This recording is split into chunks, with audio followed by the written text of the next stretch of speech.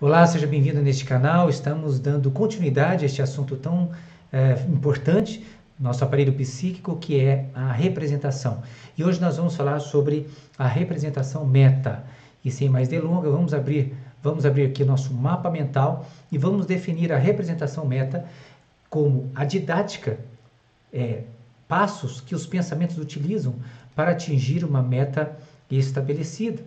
Então, se alguém pedir um copo de água para mim, eu vou agir de acordo com um sistema de memórias que formaram os meus pensamentos e eles vão mover meus músculos e raciocínios para que aconteça aquilo que foi solicitado. Então, nós entendemos que o pensamento utiliza uma associação de aprendizados ao longo da vida que gera a ação coerente com a meta a ser atingida. Algo muito importante que Freud cita, ele diz o seguinte: a representação meta, ela orienta o curso natural de todos os pensamentos, comportamentos e atitudes do ego. Então, a orientação é sempre a nível, dos três níveis, a nível consciente, pré-consciente e inconsciente. Então, é a meta que movimenta as ações sempre associado e coerente com a linha de pensamentos. Tudo que uma pessoa faz está de acordo com a coerência de crenças e memórias do passado. Então a gente vai falando um pouquinho aqui, desde o mais simples até o mais complexo. Vamos lá. Representação meta, então, como Freud coloca, põe em evidência uma concepção original de determinismo psíquico, que isso é muito sério. O que significa isso? Define que todos os pensamentos que movimentam as atitudes e ações humanas são determinados, estão todos submetidos a uma série de leis que foram inscritas e escritas, foram inseridas através de estímulos, orientações memorizados anteriormente de quando e como se deve fazer. Então nós temos aqui, segundo Freud, algo muito importante. Por exemplo, se alguém pede um copo de água, a pessoa vai agir de acordo com o memorizado. Vai ao local de água memorizado, vai pegar um copo e encher de água de acordo com o memorizado e vai voltar com ele para entregar. Se você já foi buscar um copo de água em algum lugar, de repente numa empresa, e você chega naquele lugar memorizado e não está mais lá aquele copo de água, não está mais lá aquele filtro, e aí, o que você faz? Se sente o quê? Completamente anulado, perdido. E você vai ter que pedir ajuda para alguém. E aí, onde que está o copo de água? Onde está a água? Quando essa situação, essa vivência acontece, vai se formar uma nova memória em substituição daquela. Vai passar pelo processo de ativação, pelo processo de consolidação e depois se torna valor. E aí se forma um novo aprendizado, e já que ele não interessa mais, não faz mais sentido de vida. Então é assim que funciona todo o processo de representação meta. Ele está coerentemente conectado com memórias associadas na vivência. Então, todos os comportamentos, desde os mais simples como acima, até os mais complexos, funcionam da mesma forma, ou seja, de acordo com as memórias anteriores que determinam resultados e comportamentos. Então, a representação meta, ela vai ser fundamental para nós entendermos os nossos resultados. Falando agora sobre representação de coisa e palavra. Vamos lá? Vamos falar um pouquinho definindo a representação coisa. A definição de representação coisa, ela é a representação visual e é a única que entra no inconsciente. Esta é a representação que está inserida no inconsciente. O inconsciente, dentro deste princípio, tem a competência de identificar apenas coisa, porque apenas a representação coisa que entra dentro do consciente. Estamos falando de representação de imagem, da visão.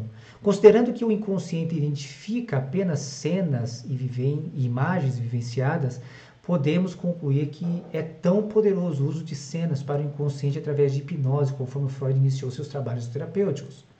Essas cenas contêm sentimentos, desejos, afetos, quanto de afetos, e manifestam representante psíquico, gerando distonias emocionais no ego e também desequilíbrio homeostático. Então, nós estamos falando da representação coisa, é a mais fundamentada para todas as recalques e todos os conflitos psíquicos. Agora, nós temos aqui, de uma forma menos profunda, a representação de palavra. Ela é auditiva e está gravada apenas no pré-consciente. Nós vamos observar que As representações de palavras incorporam tudo o que foi ouvido pelo ego. Poderá também estar carregada com sentimentos, emoções e afetos enquanto de afetos. As representações de palavras jamais poderão ser encontradas no inconsciente, porque se isso acontecesse, teríamos experiências auditivas nos sonhos e teríamos sérios desconfortos. Então, podemos definir que a representação palavra, ela só chega até o pré-consciente. Então, podemos também dizer que ela está sempre ligada mais ao afeto e que ela é mais facilmente perlaborada e elaborada, compreendida do que a definição ou do que a apresentação coisa. Então, além da visual e auditivo, nós também temos, podemos considerar a existência de representação de tato, olfato e paladar. Entretanto, estarão sempre no pré-consciente pelo mesmo motivo de gerar desconforto no sonho, por exemplo, e serão sempre mais frágeis, sempre serão mais facilmente dissolvidas esses tipos de representação. Ok? Agora, é importante dizermos que a associação das duas representações constitui no ego a totalidade das memórias que podem ser usadas no ego. E o que isso vem a significar? Significa o seguinte, que uma pulsão vinda do inconsciente, ela é de coisa. Entretanto, ao passar pelo pré-consciente, ao chegar no consciente, ela pode ser empoderada, ela pode ser enriquecida com outros sentidos, como audição, paladar, olfato e tato. Então, por exemplo, uma representação coisa vem lá do inconsciente, quando chega no pré-consciente e no consciente, vem junto um cheiro, vem junto um aroma, ou um cheiro desagradável, ou está junto algumas palavras que foram ditas naquele momento. Eu me lembro que você disse isso, eu me lembro que foi dito aquilo lá. Então, isso somatiza. Essa associação forma o pensamento humano, ou seja, o pensamento é o complexo de memórias associadas e sentimentos interpretados pelo VATOP. Ok? Vamos fechar aqui esse vídeo falando aqui sobre o complexo de representações. Vamos lá. O que é isso? Complexo de representações. É a organização de vários traços minésicos contendo afetos, quantum de afetos estão associados em si. E eles se organizam da seguinte forma. Primeiro, o complexo de representações se organiza através de vivências com relações interpessoais com o mundo externo ao seu redor. Por exemplo, parentais, autoridades religiosas, amizades e todos os outros relacionamentos. Também através de padrões de rigidez impostos sobre o ego, gerando profundos recalques sobre desejos e emoções. Então, essa é a organização. Nós podemos ainda acrescentar que nessas relações o ego estabelece pelas representações uma autoimagem depreciativa inferior aos demais fisicamente, intelectualmente, socialmente, usando comparações. Estabelece sentimentos de fracasso, derrota, abandono, rejeição e outros. Então, nessa vivência organizada por relações interpessoais, o ego, ele estabelece representações baseadas nesse tipo de relação com os demais. E isso gera esse tipo de consequência. Já com os padrões de rigidez impostos sobre o ego, gerando profundo recalque sobre desejos e emoções, estamos falando de rigidez de parentais, de religiões e outras referências de autoridades formadoras do ideal de ego. Então, esses recalques acontecem com punições abusivas, abusos psíquicos e psicológicos. Então, estamos vendo aqui esse complexo de representações. E agora nós vamos ver o seguinte. Esse complexo de representações associadas, ela vai alimentar a mente humana desde a infância e durante toda a vida, estruturando todos os níveis psicológicos, psíquicos, emocionais e comportamentais, gerando resultados de insegurança, culpa, medo e timidez, introversão, frustração, fracassos. Então, uma representação que está dentro deste complexo de representações, quando vai ao consciente, ele estabelece algumas coisas. Vejamos. Ela vai estabelecer, em primeiro lugar, a clivagem de ego e, em segundo lugar, a clivagem de objeto. A clivagem de ego é um conflito entre o desejo e a realidade interior, baseado em padrões do ego ideal e do ideal de ego.